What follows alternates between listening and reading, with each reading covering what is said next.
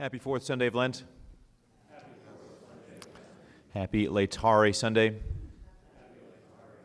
Thank you so much. This last week, the Simple Soup Supper on Monday, Father Matt Deptula, going through the Crowning with Thorns, addressed today's gospel, and he ultimately called out every priest, and he said me by name, for not preaching on one aspect of today's gospel.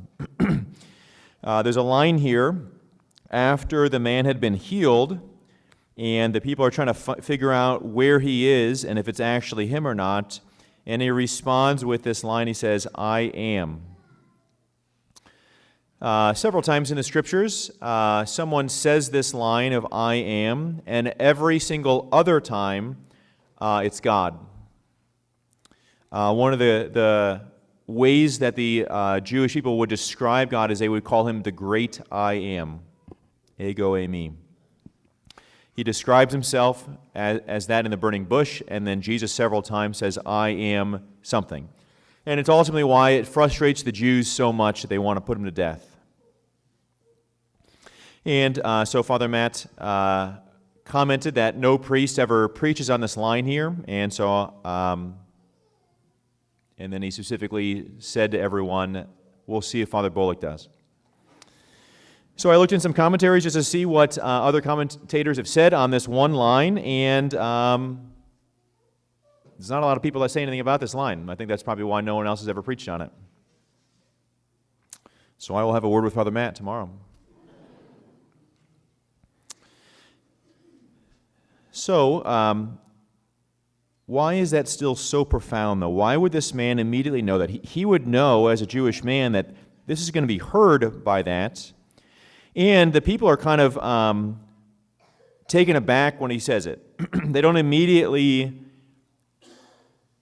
respond to him, and it still makes them question of Jesus, not this man. So what happens?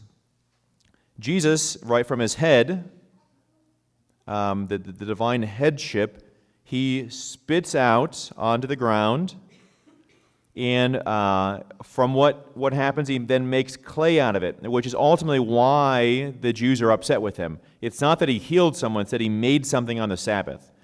The Sabbath rest was so strict that you couldn't even make anything. If they made food, they all made it the day before so they could eat on the Sabbath. So Jesus makes up this paste on Ash Wednesday. I mentioned to our good deacon here that if you want to really, leave a mark on people's heads with ashes, that's part of when you sprinkle the holy water. You want to kind of mix it up a little bit so it can really leave a good mark on their head. Some of you might remember this. So Jesus makes this paste, and then he smothers the man's eyes. His eyes are completely caked now with spit-filled clay.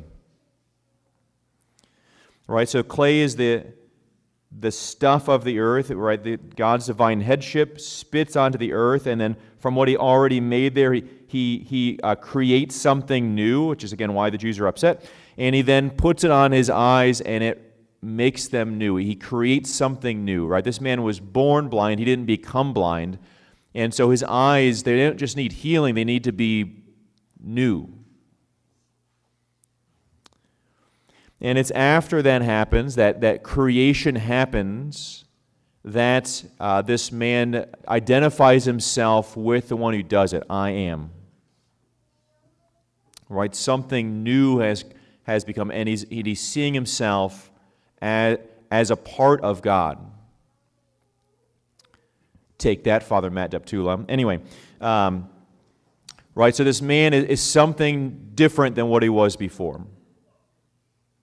Right, so Jesus does something very tangible, and when the very tangible thing happens, this man identifies himself differently. He defines himself in the nature of God.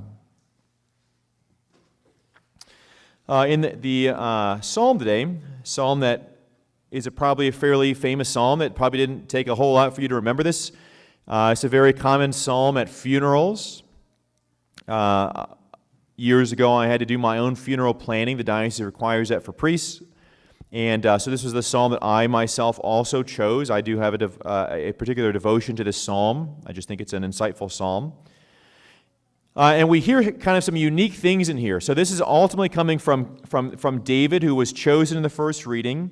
He eventually commits some sins and in sorrow writes 150 psalms. And again, this is one of his most famous psalms. But we hear some unique things in this psalm. I would say we hear 5 of the 7 sacraments in this one psalm. All right, so it starts off, "The Lord is my shepherd, I shall not want. In verdant pastures he gives me repose. Beside restful waters he leads me, he refreshes my soul." What sacrament happens with water? Baptism, very good. And it's at baptism that our soul goes from being a pagan to being invited into relationship with God. Right, our soul is refreshed. It continues on. "He guides me in right paths for my name's sake. Even though I walk in the dark valley, I fear no evil, for you are at my side." When we're in the darkness of sin and God walks with us, what sacrament is that? Confession. Right, we bring the most worst things about ourselves before God through the priest, and God forgives those things and walks with me. It continues on. He says, "You spread the table before me in the sight of my foes."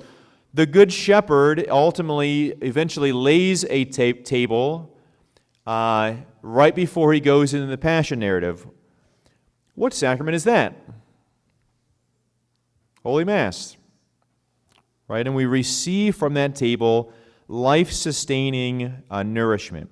He says, "You anoint my head with oil, my cup overflows." What sacrament would that be? Confirmation, very good. Soon enough, we'll have our confirmation students receive confirmation, and we'll take an already very greasy forehead and we'll put more oil on it. We sometimes misunderstand what the sacrament of confirmation really is. We talk about it like it's this Catholic bar mitzvah type thing, but that's not what it is. The Catechism is actually pretty clear as to what confirmation is, but it's the completion of the graces of baptism. So at baptism, someone takes on the nature of a child of God, and it's at confirmation that that oil helps those graces to overflow.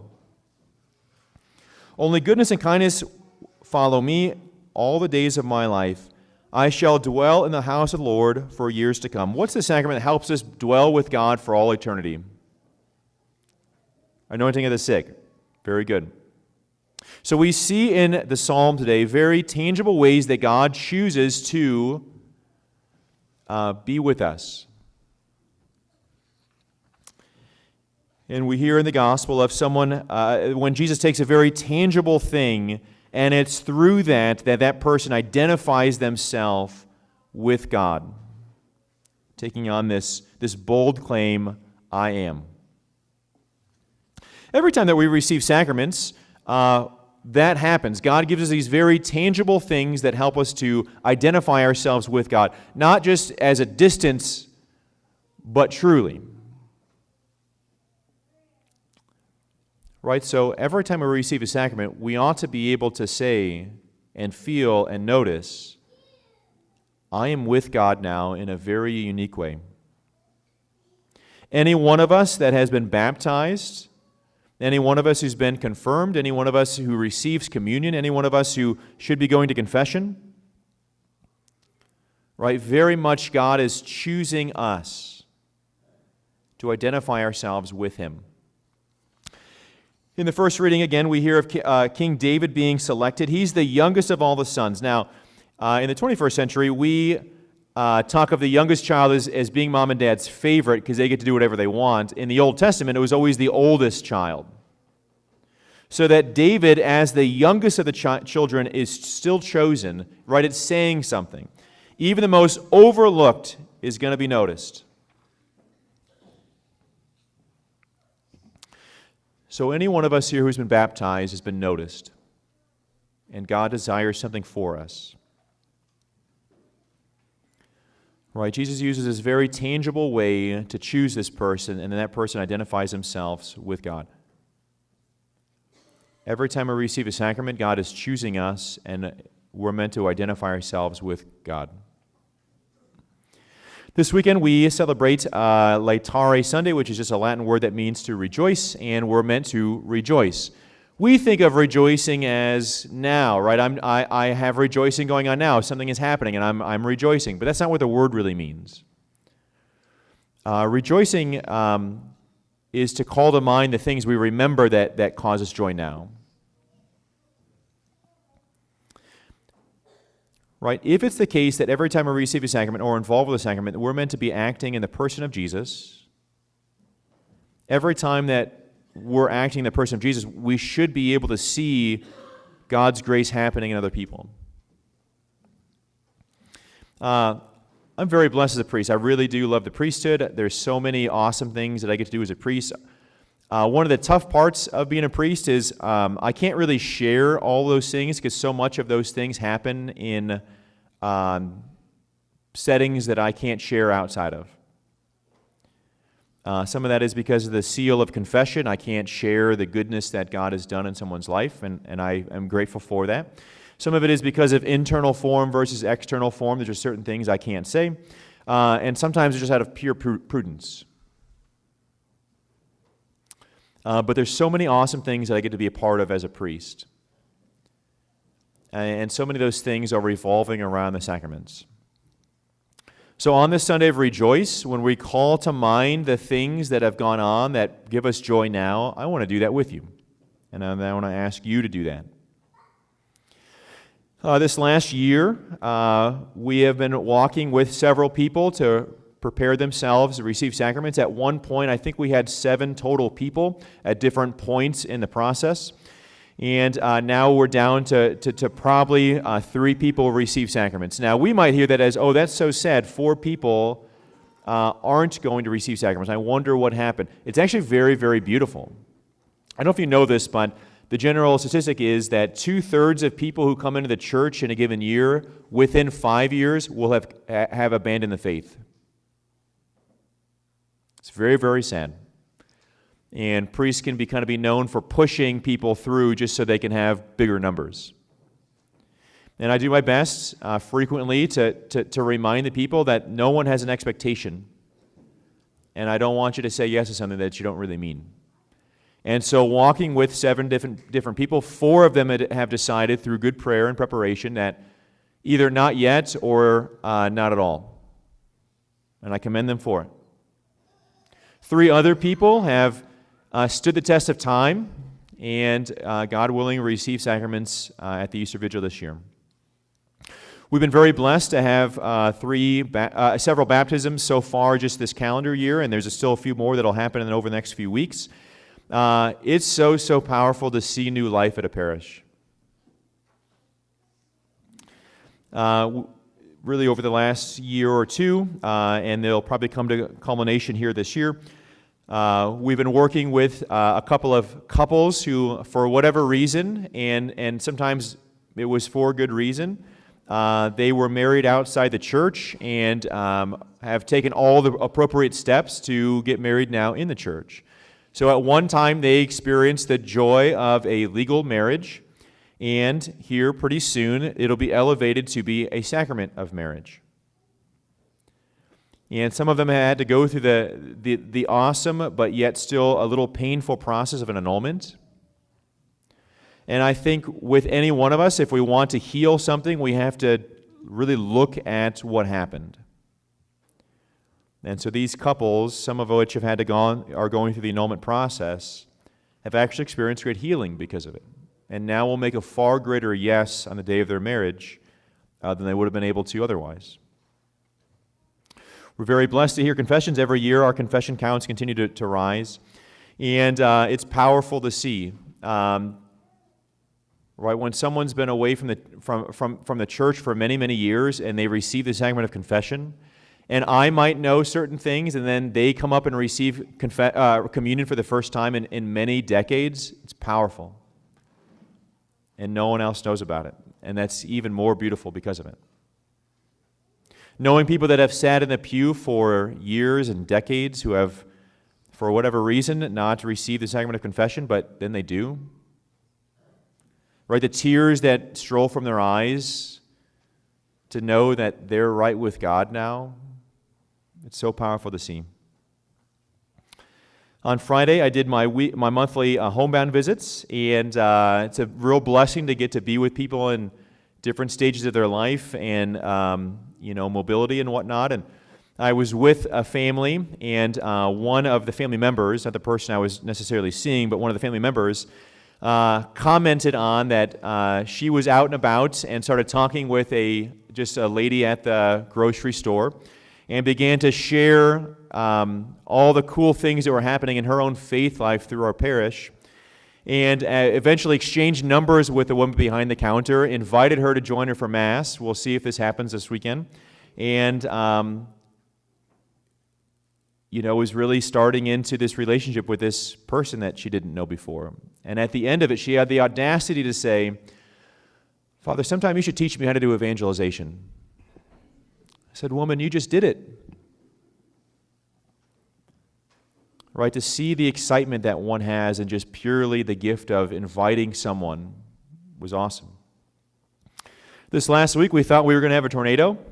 Tonight, we're going to have a snowstorm. It's awesome to be in Illinois. So we delayed the start of nocturnal adoration on Tuesday night just to make sure that everyone was safe and everything.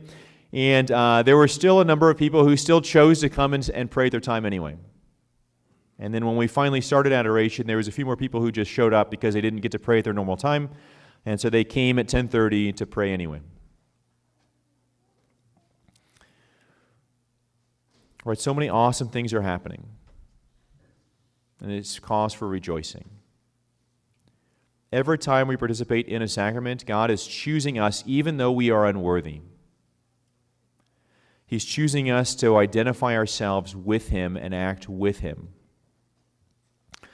I hope already you can already see in your mind, but I encourage you to do it sometime today, to reflect on where have I seen God's work through me? Where have I seen the divine sonship at play in my life? I am a practicing Catholic who is baptized, probably confirmed, probably received Holy Communion today. God willing, goes to confession frequently. God has chosen me, using tangible signs to do so. Where can I see God at work in my life? Where can I say this very bold statement, I am?